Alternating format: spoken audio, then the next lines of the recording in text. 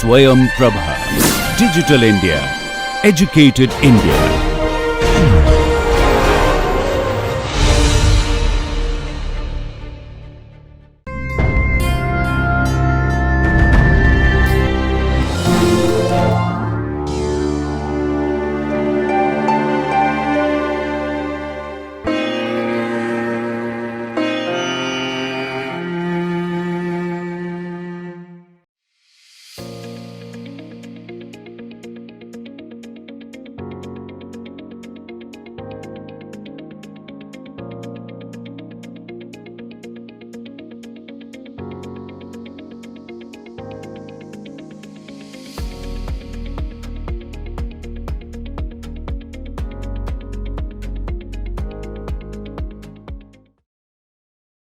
Welcome everyone. My name is Professor Gauravdhar Bhaumik. I am from the Agriculture and Food Engineering Department of IIT Kharagpur. So, in this particular lecture series in Advanced Aquaculture Technology, today I will be discussing about the polyculture and IMTA in details. So, the concepts that I will be covering in this particular lecture will be on the farming systems and their classifications. What is polyculture? What are the pros and cons of having polyculture? Integrated multi-tropic aquaculture systems, or in short we call it IMTA, and what are the subsystems of IMTA, and what are the benefits and of this particular IMTA systems, and what are the advancement that is happening in this particular field of research. In general, the aquaculture farming systems can be classified in based on different criteria. First of all, based on intensity, it can be extensive, semi-intensive and intensive. We have already covered this properly. We know what are these different kind of aquaculture systems. Based on the number of species culture, it can be monoculture, it can be polyculture. I think from the name itself we can understand in what is monoculture and polyculture. Based on integration, we have agriculture cum aquaculture, we have livestock cum aquaculture. Based on this integration, this agriculture cum aquaculture, I think you have heard of rice cum the fish field, fish farming systems, right? So, where we simultaneously we go grow the rice as well as the fish in the same field, okay? Because you know the rice or the paddy field, it needs the standing water all the time with it. So, based on that funda, we use this agriculture cum aquaculture systems, farming systems. So, another is the livestock cum aquaculture. I will discuss about all these things in details in later slides. So, let me give you a brief before that. Livestock cum aquaculture, where we will be doing the aquaculture along with the say like poultry farming, like pig farm, etc., etc. So, what is happening? So, all these poultries and all, their droppings like their excreta are actually directly fed to the aquaculture species, so that the feed requirement can be minimized or completely nullified. And parallelly, we can grow livestock as well as aquaculture species together in our farm to increase the productivity and the economic return. Okay. Based on the salinity, we have fresh water, we have brackish water, we have marine water. I think you know it better what is brackish water, what is marine water, though I will be discussing in details. In general, the fresh water is the one mainly measure of the surface water which is available on the landlocked base, like on the side of the land, or I mean like specifically when the river starts from the mountain until the moment it reaches the mouth of the river, or we call this it reaches the sea. This duration, this part is we call it normally fresh water source, okay, which has a very low salinity level. There are brackish water. Brackish water in general, brackish water means the water that is available in the estuary region or the river mouth region, where the river actually drops and connects with the sea.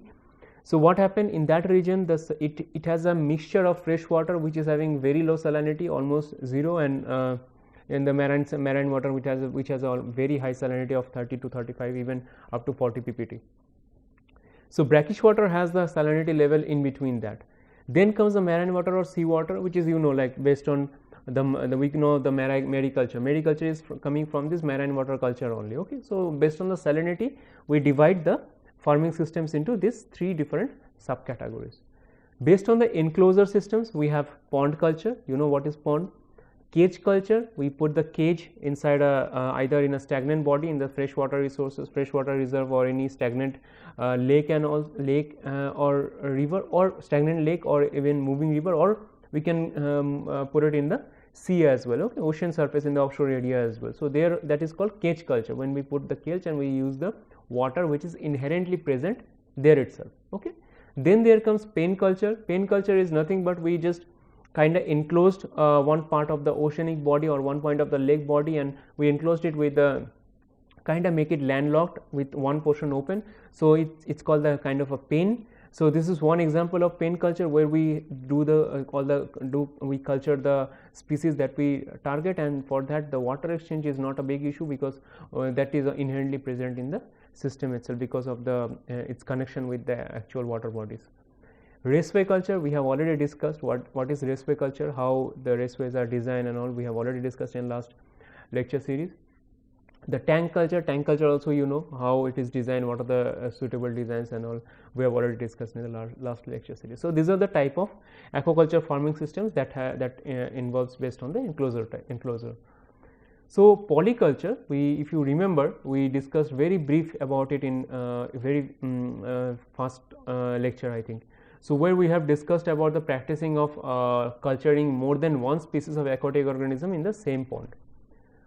How to target them? Because see, if you are targeting more than one organism, aquatic organisms, but more than one species of aquatic organisms, but everyone likes to have zooplankton. So there will be, what will happen? There will be a high demand of zooplankton, and there is a high risk of they will not be fed enough. We cannot feed them enough because of the limited resource of zooplankton in a specific water body, or suppose in your farm itself, in your pond. So what will happen? What you need to search for? You need to search for the species which have different habit, like different food habits.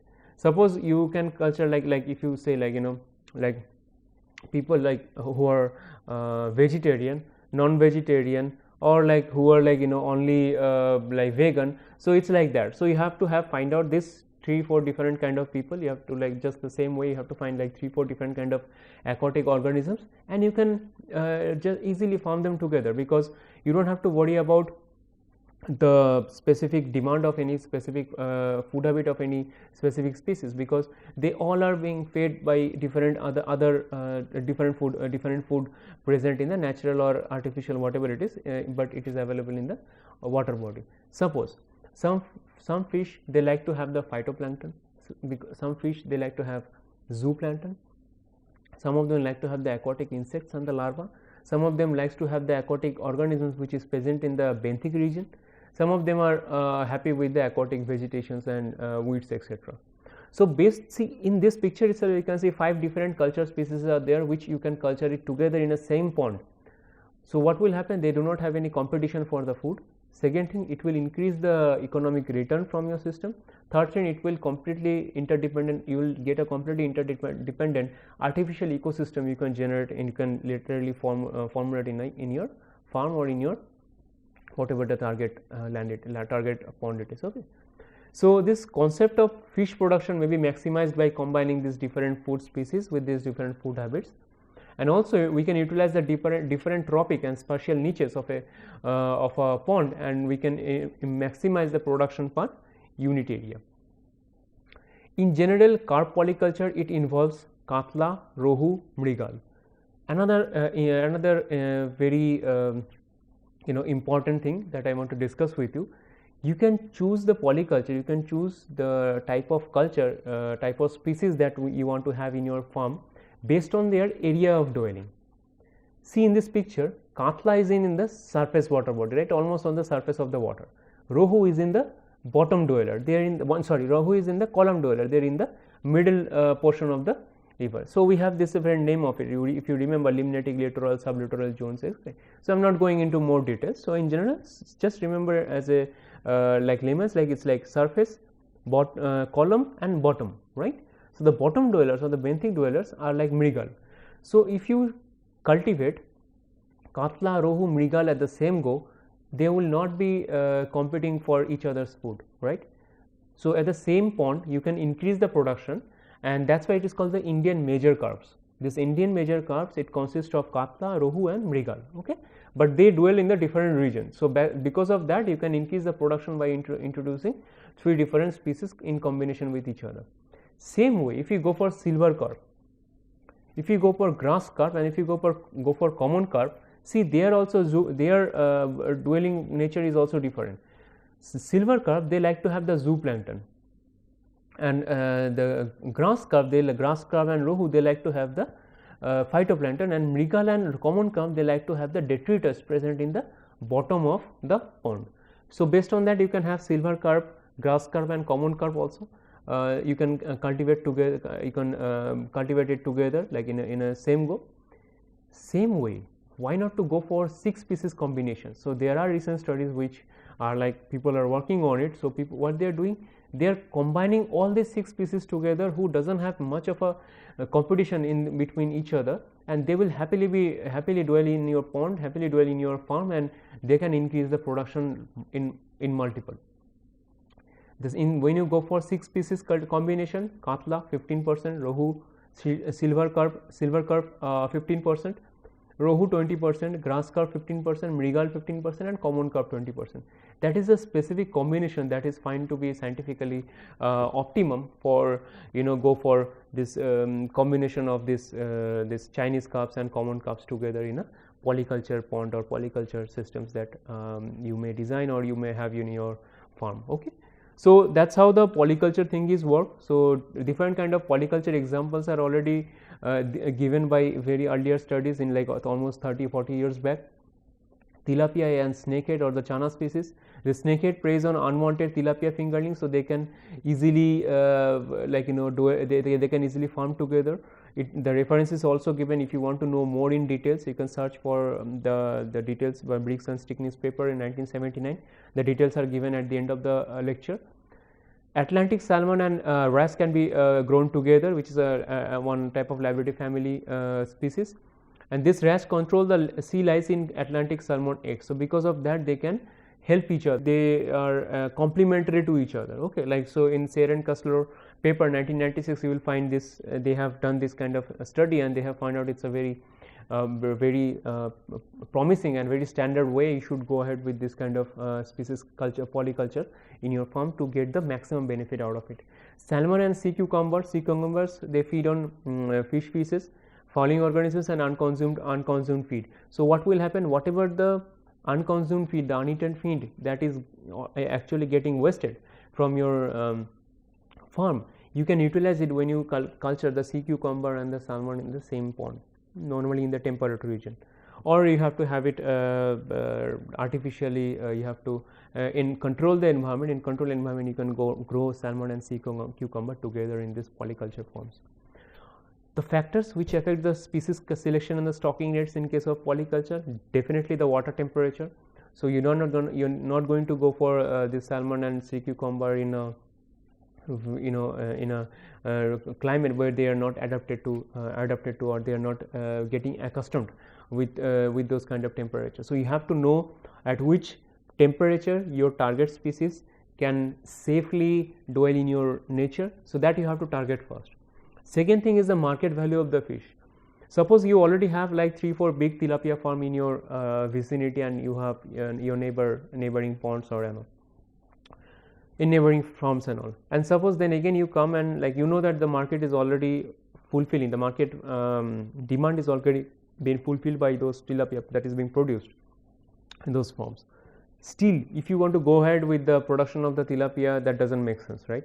Because you are actually what you are doing, you are reducing the market value of that price because of the demand availability, huge availability of the fish.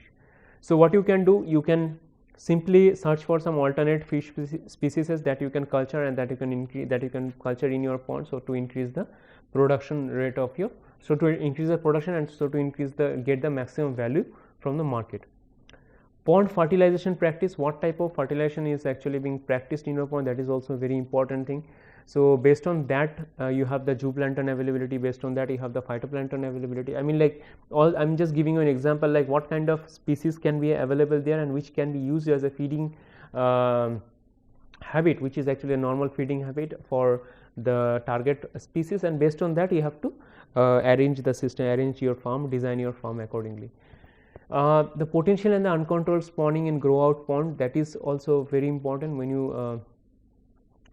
you go for these grow out ponds and all, they are sometimes what happens, sometimes you cannot control the spawning, and you may have additional amount of fishes or additional amount of unwanted species available in your pond, which is not acceptable. So what are the pros and cons of polyculture? First of all, it reduces the environmental impact of aquaculture systems. I think you already know the reason behind it. As I already gave you one specific example, which is very important, which you can memorize, like the sea cucumber and the salmon case. Whatever the uneaten fish, uneaten feed, and also the excreta from that fish is being consumed by the sea cucumber. So what it happens, it reduces the environmental impact. Okay. So it increases the profitability, because you are having higher amount of species that you are, higher number of species that you are culturing in your pond, and you have more amount of the output that you are getting from your farm. So definitely you will get a more economic return. Optimal utilization of the resources. You are utilizing each sector, each part of the pond, each part of your farm precisely with providing all the optimum species that is available, that they are natural dwelling positions and all. Based on that, you are categorizing, you are culturing the species, the target species and all. So which will definitely utilize the optimally whatever are the resources that is available in your pond, right? So what are the cons part of it? It's sometimes the pond management becomes difficult. Definitely, when you have more than one culture species that is available, and you have to think about, you have to have a proper expertise on each and every culture species that is available in your pond, and you have to know more precisely about how they can be treated properly, and if there is some disease outbreak, how they can be properly maintained in a quarantine pond and all. Okay. Inadequate supply of the fingerlings limits the choice of species available. Sometimes suppose you want to go ahead with this 6 species culture, 6 species polyculture with all the Chinese carps, all the major carps. Okay, but what happens, sometimes you may not find proper ample amount of green carp, the fingerlings for the green carp. So what you have to do, you have to limit your resources. We have to go ahead without having the green carp, because it is not actually always possible to have all the species at the same go and all the fingerlings in the same go. Either you have to go for some specific banks nowadays in according to the Government of India is supporting this kind of activities. You will find in different states they started having their own kind of seed bank. Okay, so they call it a seed bank, where they will be having all type of crop, all type of fish species and all these fingerlings available. So available of these fingerlings is very important. So or maybe the proper broodstock management area is there, where they are actually culturing they are always available with the fingerlings for different species, so that you can just borrow from there, you can get it from there, and you can go ahead with your farm. Okay.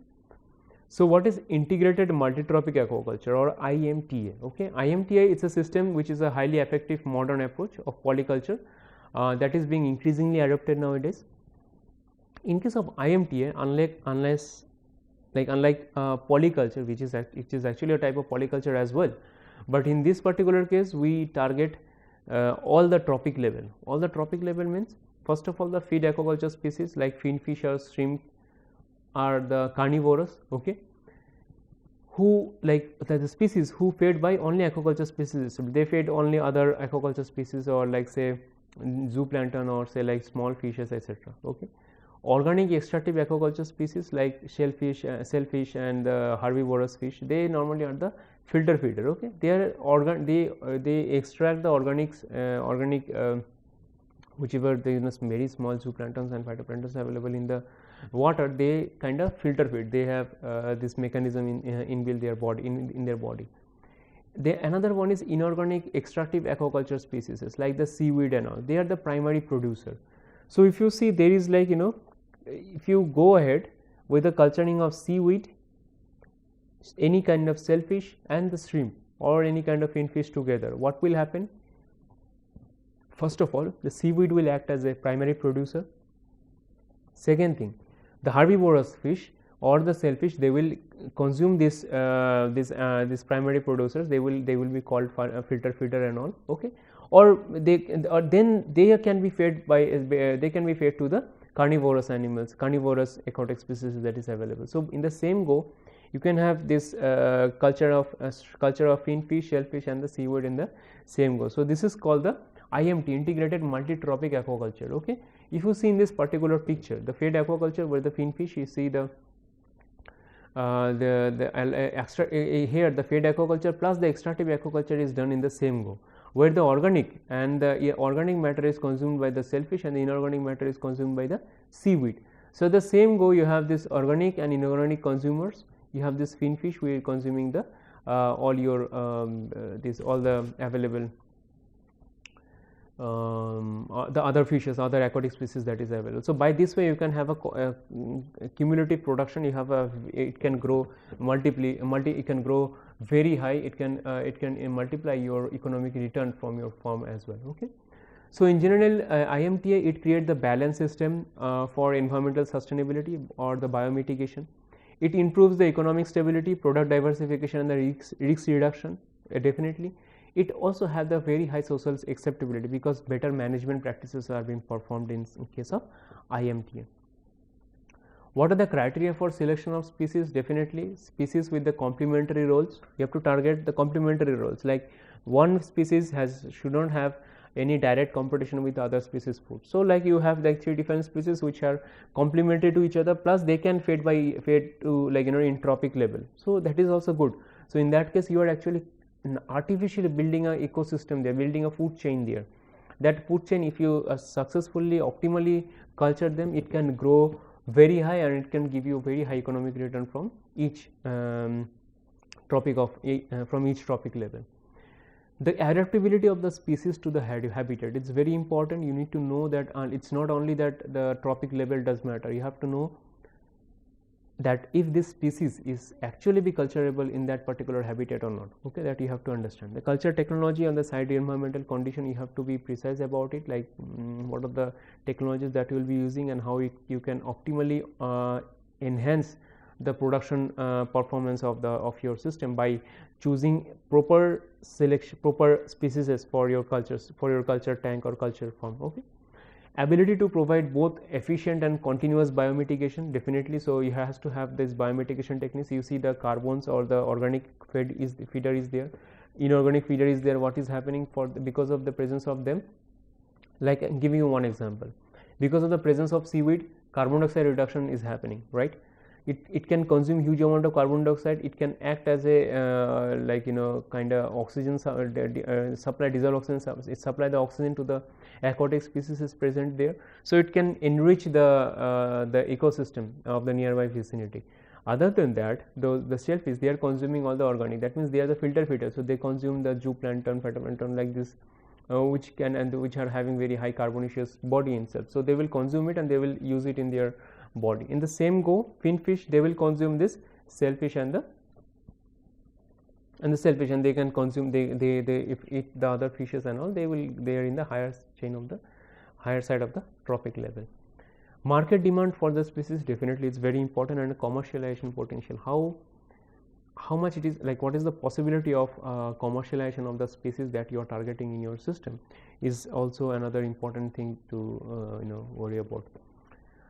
What are the subsystems of IMTA? Inorganic extractive subsystems, where aquatic plants have a high assimilative capacity, we know. So the more inorganic extractive subsystems, as I gave the example of seaweed. So seaweed has a very high assimilative capacity. So it will consume huge amount of nutrients present in that aquatic body. Not only that, it consumes the carbon dioxide. So it assimilates a lot of obnoxious and nuisance creating elements from the environment. Okay, the plant biofilters can thus greatly reduce the overall environmental impact of fish culture, and it can stabilize the culture environment. Farming of the species that are low in the food chain and that extract their nourishment from the water involves relatively low input, right? So why? Because of they can extract the nourishment from the water itself. So you don't have to worry about the feed or the feed requirement or the nourishment requirements and all, because they are they grow by themselves, so they do not need any additional monitoring or additional involvement, human involvement for their for them to grow. Okay, so most suitable and the highest productivity is the seaweeds. So definitely seaweed has tremendous market and tremendous opportunity in Indian context as of now. Maybe I will devote a complete lecture in the later later you will find it. So in the seaweed I will completely devote one lecture series just to let you guys know like what is the importance of seaweed at this moment in Indian context. And the government of India is also putting a lot of effort on it, and we are also doing a lot of research on this field, like how we can introduce the seaweed in Indian context. And because India has a vast coastal line, so if we can if we can really properly utilize this vast coastal line, we can very much improve our GDP by only culturing this kind of aquatic species. Seaweed species selection, the species of with the high growth rate and the tissue nitrogen concentration will be the best to choose. The ease of cultivation and the control of life cycle is another important criteria. Resistance to the epiphytes and the disease causing microorganisms, and the seaweed should be of local species. So if we can if we want, the moment we want to have proper consideration for the type of seaweed that you need to culture or type of seaweed that you need to check, so you need to worry about these basic criteria and all. Other factors, other intended applications, the value of the biomass produced, which is definitely the quality of the tissue that it involves, and the for bioremediation, nutrient uptake, storage and growth. So optimal system for optimal system will be considering the both. Okay, so that what does that mean? Like first of all, the biomass that you are getting out of culturing this kind of seaweeds and all, what we going to do with it? It has a lot of economic benefits. It can be used for production of agar, production of alginate and all. Not only that, there are various other chemicals that it can produce, that we can harvest out of it, and we can segregate out of it, and we can use it for like byproduct recovery for personal care products, pharmaceuticals, etc., etc. Other than that, it is a very good food products nowadays, as a very good sea source or a seafood source. Other than that, at the end, if you don't have a very good quality seaweed and all, at the end what you can use, you can simply dry it and use it for fertilizer. You don't know how big of a change that you can get in your, if you're doing land based agriculture and if you're using the seaweed based extract or seaweed based fertilizer for your cultural land or for your like say farm. It will drastically improve the quality of the soil, it will drastically improve the quality of the production of your yield or production of the yield of your target crop species. Okay. Organic extractive subsystem, the filter feeders like the bivalves, they reduce the nutrient loadings by filtering and assimilating the particulate waste. As I already discussed, like they use the filter feeding mechanism, and there are literatures which shows that 95% of the particles released from the aquaculture systems like fish farms and the closed recirculation systems are 20 micron diameter, and they will settle in the bottom of the pond. So if that can be utilized, so filter feeders are selective in extracting particles. So if that particles that this small particles can be utilized properly by introducing the filter feeders like bivalves and all, it can reduce the environmental impact of the system overall pond. Also it will increase the economic benefit like anything, right?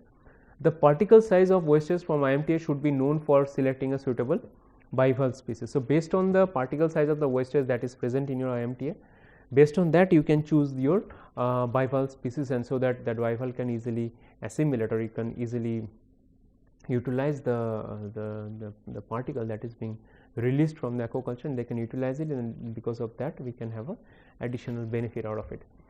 Fed aquaculture species subsystem, where the finfish represents the only fed component of most IMTA systems, the only human provided input of nutrient energy to those systems.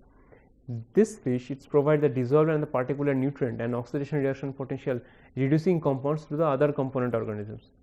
So this finfish is actually not only helping getting rid of, not only say suppose if this is a carnivorous one, it is utilizing the other fishes or not, doesn't matter, and if you want to have it optimally run, so you can even supply some additional sources of nutrients, additional feed to the system as well for survival of finfish.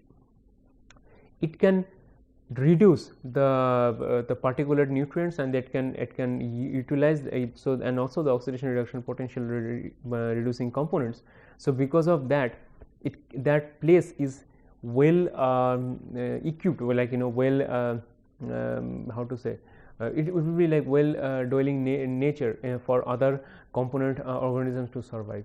And also the revenue to the industry, definitely it is the maximum revenue generating part, this finfish, because it has a very high market value. Although this is also based on the fact, I cannot be guarantee about this particular statement, because if there are possibility of having some kind of exotic seaweeds which has a very high value than even the finfish, the normal finfishes that is available in the market.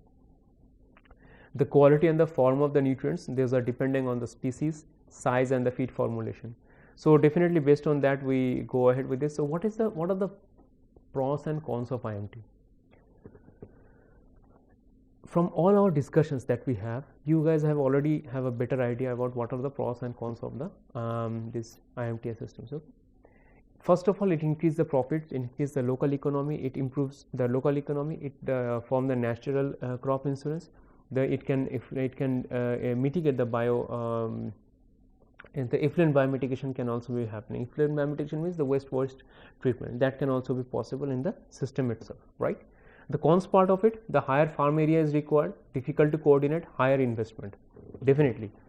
So, definitely at the beginning you have a very high investment related to this kind of aquaculture systems, but once you have it has a very low payback period based on your design and all. You can design it, if you design it optimally, it has a very low payback period. Within a year or 2 or 3 years you will get all your money back, all the investment back, and you will start getting a huge amount of revenue out of it. So, that is possible.